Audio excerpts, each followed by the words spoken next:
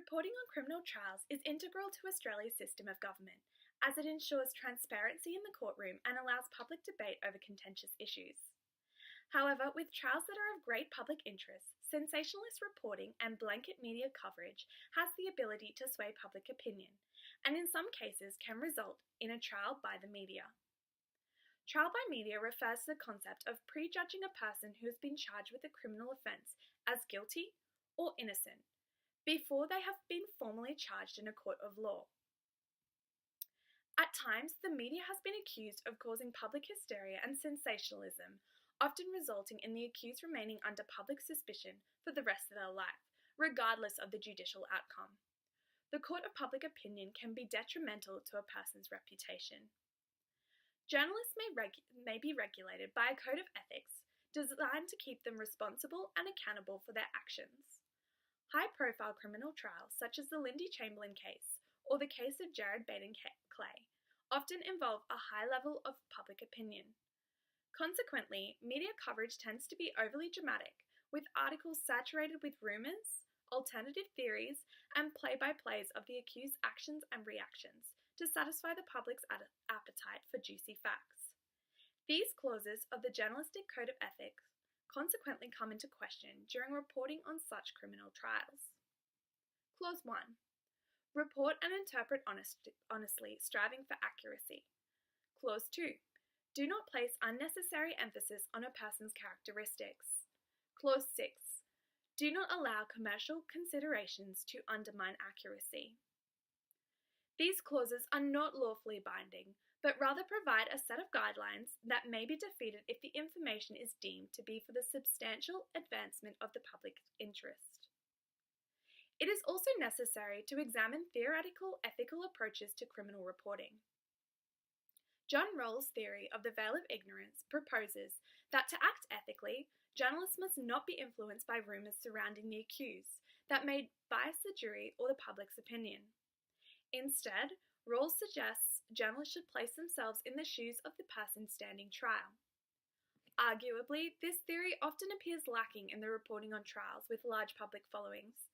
The commercial value of the story often takes precedent. Considered Australia's most publicised murder trial, the case of Lindy Chamberlain and the disappearance of her 9-week-old daughter, Azaria, is an example of how the media can have a profound effect on public opinion. While camping at Uluru in 1980, Chamberlain maintained that she saw a dingo take her daughter, coining a phrase that earned the case international fame.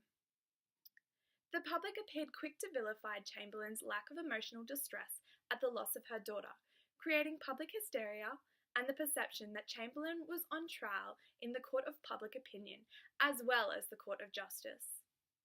Sensationalist reporting led journalists to test ethical boundaries, at times placing unnecessary emphasis on Chamberlain's gender, religion, and role as a mother, in order to satisfy the public's growing interest for the sometimes bizarre facts of the case.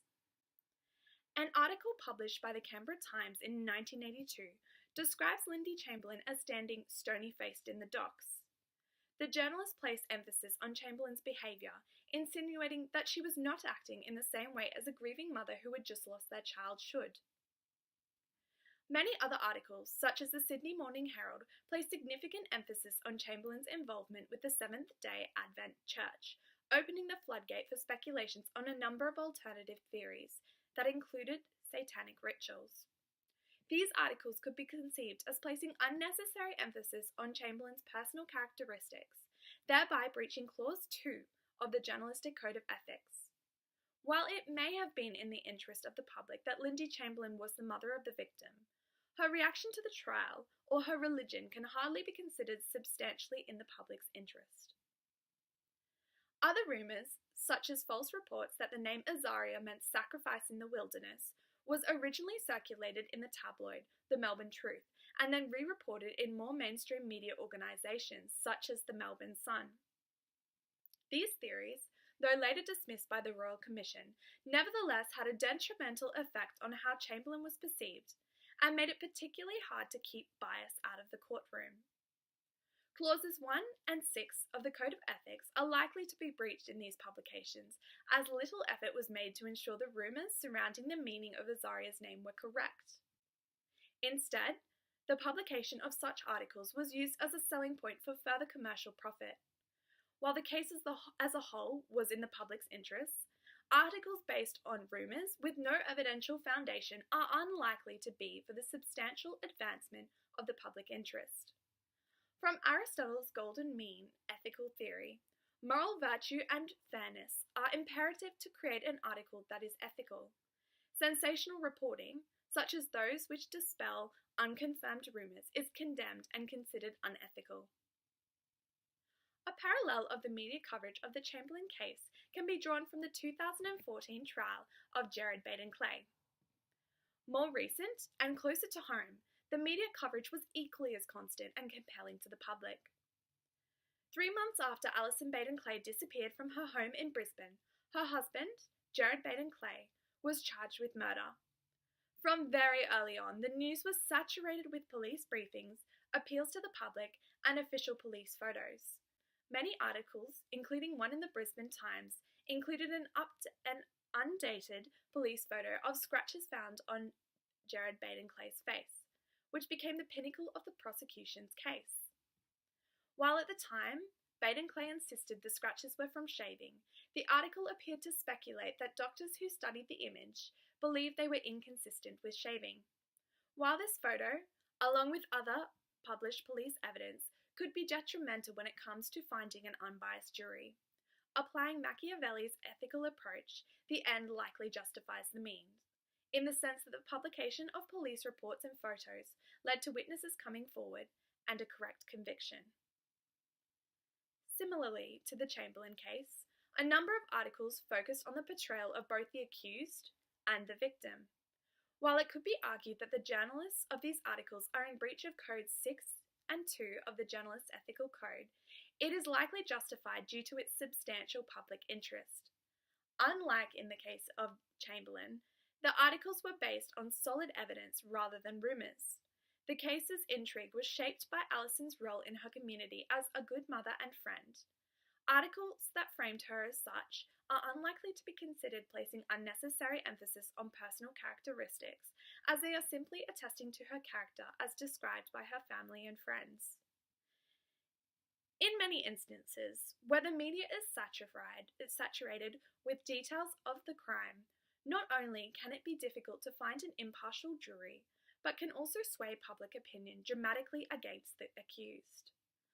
Overly sensationalized articles can indoctrinate a lynch mob mentality in the minds of the readers, resulting in the accused being tried in the court of public opinion. In analysing these two cases, while both involved extensive publicity, ethically speaking, they are fairly different. The media surrounding the Chamberlain case was motivated by rumour and radical theories on what had happened that caused irreversible damage to the accused's reputation, while the case of Baden-Clay was far more evidential, with media statements verified by police briefings and evidence. Articles that unnecessarily focus on the accused's characteristics or forgo the truth for a much juicier rumour defend claims of unethical journalism by insisting it is in the public's interest. While this is true for some cases, in many, it is simply a ploy to pursue higher commercial dividends. Thus, when reporting ethically on public interest criminal trials, moral virtue and fairness remain fundamental, whereby journalists should ultimately avoid judgment of the accused until after trial.